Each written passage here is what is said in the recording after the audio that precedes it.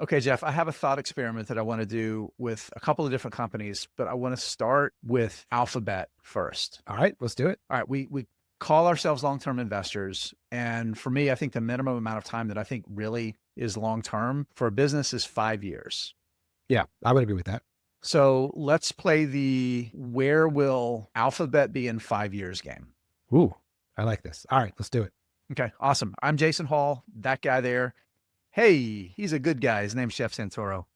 This is Investing Unscripted. This video is sponsored by the Motley Fool. We get to make our great content because of our partnership with the Fool. If you're looking for even more great stock ideas, I want you to go check out our special link. It's fool.com/unscripted. Go check out that link. You can get access to the Motley Fool's 10 best stocks to buy right now. Jeff says if you know what's good for you, you'll go check out that link. That's Hey, right. Jeff, I'm really leaning into that thing from our live stream a couple weeks ago. It does feel kind of threatening when you say it that way, but I'll roll with it. I just think it's good for people to do it. I mean, that's what I think, you know. Hey, it's a nice subscription you have there. It'd be a shame if something happened to it, you know? If it's Hey, back to the point. So Alphabet. All right. So Alphabet, of course, is the parent company for Google. There's a decent chance you might be watching this on the Chrome browser. If you're not watching it in the YouTube app, maybe you have Gmail. You probably use Google Docs, like all of these things that's so pervasive in our lives.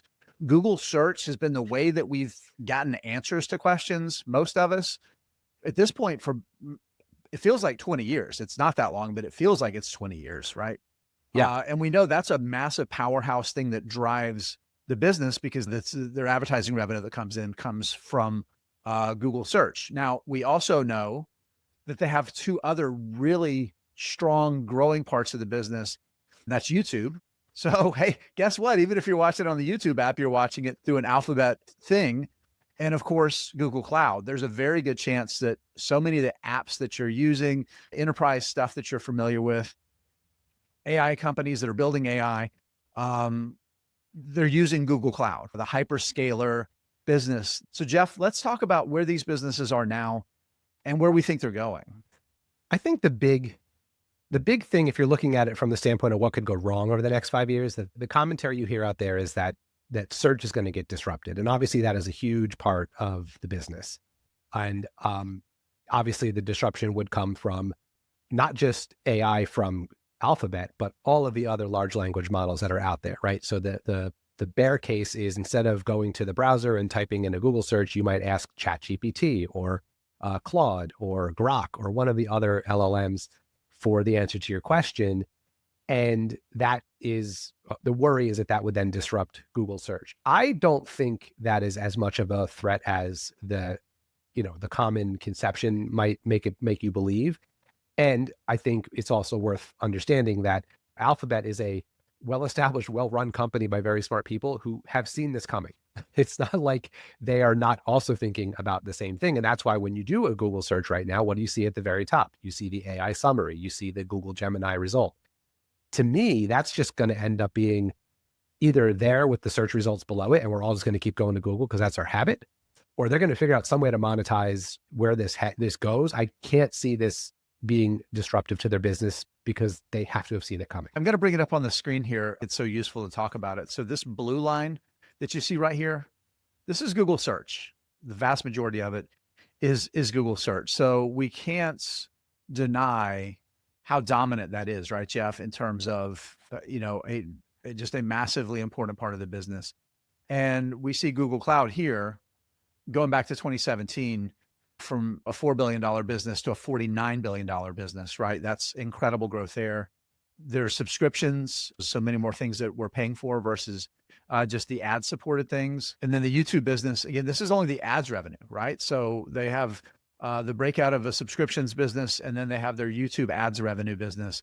That, I mean, by itself, it's become a $38 billion business. Basically, it's the size of a Netflix, right? So it's pretty incredible how big the business is, how much it's still growing, and how important that ad business is. So we know where we are now.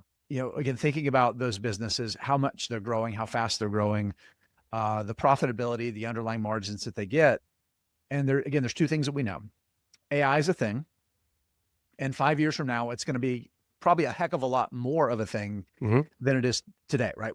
Between now and then, companies, including Alphabet, are going to spend a ton of money Yeah. I mean, look, I made my case for why I think it won't disrupt search. I think the other piece of the AI aspect that is compelling to me and makes me think that Google's or Alphabet's going to be just fine in 5 years is at some point I feel like these LLMs are going to become commoditized. I don't know that we're in 5 years going to really feel a big difference using ChatGPT versus Gemini versus any of the other ones. So in that world, when it's sort of a commodity product, what's going to matter is reach and users. And as you said at the top of the video, how many of us are using Google products now or every day and maybe not even aware of it? Google Maps, Gmail, Google Drive. Maybe we host something on Google Waze, how many Cloud. people use Waze and have used Waze for a long Yeah, time? That's Alphabet, right. right?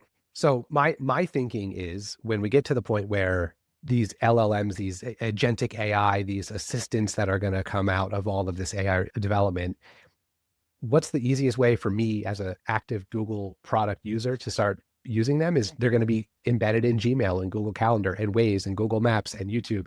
I think that's their secret sauce that if people perceive them to be behind the eight ball with AI, I think that's the thing that could actually make them the leader slash winner in this space when we go 5, 10 years down the road.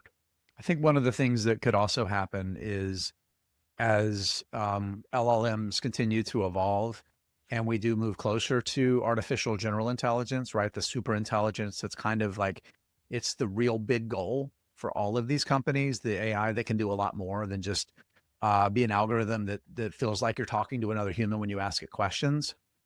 There could be a tremendous amount more power and integration into the ways the consumers operate, because a lot of the way we think about Alphabet is as consumers, because it's an ad-based company, right? So it's focused at consumers. In a lot of ways, we're the product, even as we're using its products because we're being served the ads that somebody else is paying Alphabet to serve, right? So I think they have a lot of incentive to continue to build like that ecosystem that keeps us engaged in it for however they're going to monetize the business. So I do think that's the case.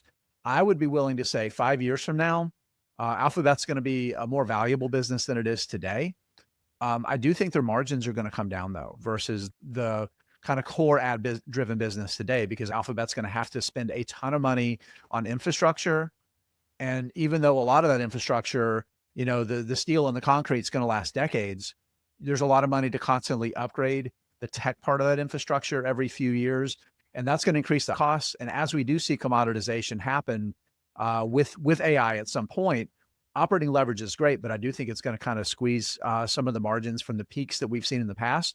So it's going to be a bigger business. It's going to be a less cash efficient business in terms of the percentages, but I think it's going to be probably generating even more cash flow than it does today.